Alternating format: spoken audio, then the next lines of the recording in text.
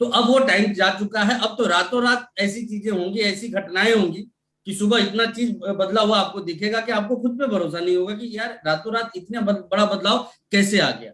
तो ये कहीं ना कहीं आज दुनिया की ये मांग हो चुकी है, ये डिमांड क्रिएट हो चुका है कि अब हमें पहले वाले माइंडसेट के साथ काम नहीं करना है, न्यू माइंडसेट के साथ हम सभी लोगों को काम करना होगा। और यहीं से मैं इस बात की शुरुआत करता हूं दोस्तों, ये इंडस्ट्री हम सारे लोगों के हाथ में आ जाती है। मुझे रेस्पेक्टेड वीसी सर की वो बात कभी नहीं भूलने वाली वो बात होती है कि निस्संदेह हम पिछले जन्म में कोई बनिया पुण्य का काम किए होंगे तो आरसीएम बिजनेस हमारे हाथ में आता है। लेकिन कई बार मैंने देखा है हजारों लाखों लोगों को कि ये इतना शानदार बिजनेस आने के बाद भी जो शानदार अचीवमेंट उनके लाइफ में आनी चाहिए वो उससे काफी दूर हो जाते हैं। और इसके पीछे वो कई चीजों में कारण बताना शुरू करते हैं, कभी माहौल, कभी परिस्थिति, कभी टीम, कभी लीडर, कभी upline downline, POC, depots, product, पता ना किन किन चीजों पे हमारा फोकस चला जाता है। लेकिन मैं आपको ये चीज बताना चाहता हूँ दोस्तों कि मैं बड़ा ही सिंपल बैकग्राउंड के साथ इस बिजनेस में आया था। एक स्टूडेंट तो मैं था ही, मेरे पिताजी रेलवे प्रोटेक्शन फोर्स, जो रेलवे के अंदर एक डिपार्टमेंट होता है, उसमें एक हेड कांस्टेबल हुआ करते थे। और जब मैं इस बिजनेस को ज्वाइन किया था तो उनकी जो सैलरी होती थी वो अमाउंट 6,500 की हुआ करती। तो जब मैं इस बिजनेस में आया था तो डे वन ही मैंने एक चीज डिसाइड किया था कि मुझे इस बिजनेस में मेरे शर्तों पे काम नहीं करना है, मुझे इस बिजनेस में कामयाबी के शर्तों पे काम करना है।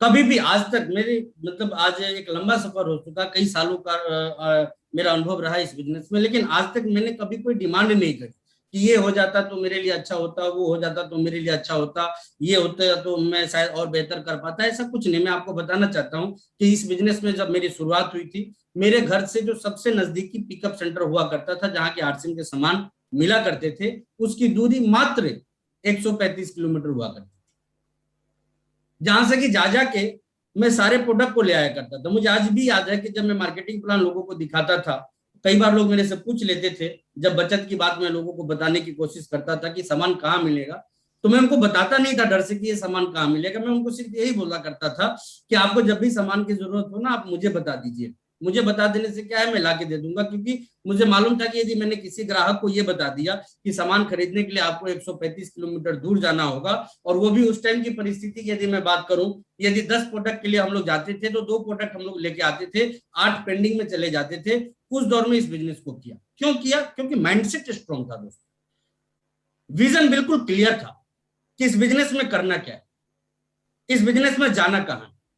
हम में से कई लोग ना थोड़ा सा भटकाव में चले जाते हैं, और वो भटकाव हमारी क्या होती है कि ये बिजनेस हमारे लिए क्या क्या कर रही है, हमारा फोकस उस तरफ चला जाता है। लेकिन मैं आपसे बस इतना ही कहना चाहूंगा कि यदि दिन दुना रात चौगुना बड़ी कामयाबी आपको चाहिए, तो आपको अपनी कामयाबी के लिए क्या क्या करना है, उन शर्तों पे अपने आप को खड़ा उतारना शुरू कर दीजिए। एक बहुत बड़ी कामयाबी बहुत तेजी के साथ आपके जिंदगी में आ सकती है दोस्तों।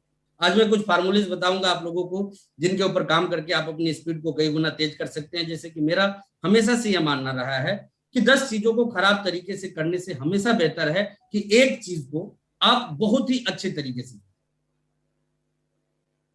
आप अपने स्ट्रेंथ को समझिए, आप अपनी ताकत को समझिए। आप जब इस बिजनेस में आए थे उसके पहले भी कोई ना कोई क्वालिटी आपकी यूएसपी रही होगी, आपकी यूनिक सेलिंग पॉइंट को आप पहचानिए कि आपकी एक्चुअल यूएसपी क्या। मेरी यूएसपी थी कि मुझे कोई फर्क ही नहीं पड़ता था कि मैं कितने लोगों से मिलूंगा और कितने लोग मुझे मना करेंगे, कितने दुत्कारेंगे, कितने भगाएंगे, कितने बिठाएंगे, कोई फर्क मुझे नहीं पड़ता था।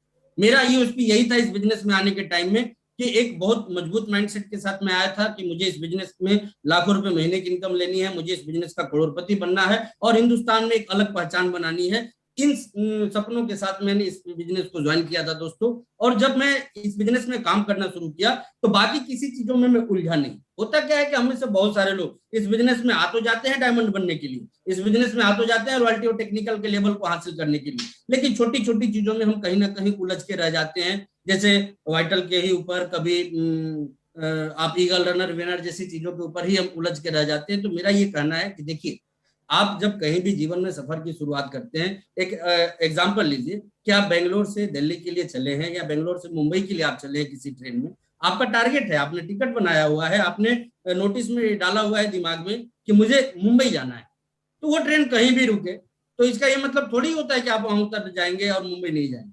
आप उस ट्रेन में बैठे हैं मुंबई जाने के लिए, तो रास्ते में कोई भी स्टेशन मिले आप इंजॉय जरूर कीजिए, लेकिन उस पर दिमाग मत लगाइए। मकसद आपका क्लियर होना चाहिए आपको जाना कहाँ है। और जैसा कि रिस्पेक्टेड डीसी सर हमेशा बताते रहते हैं कि जब गोल होता है आदमी की जिंदगी में क्रिस्टल क्लियर, तो उसके बाद समस्याएं नहीं रह जाती।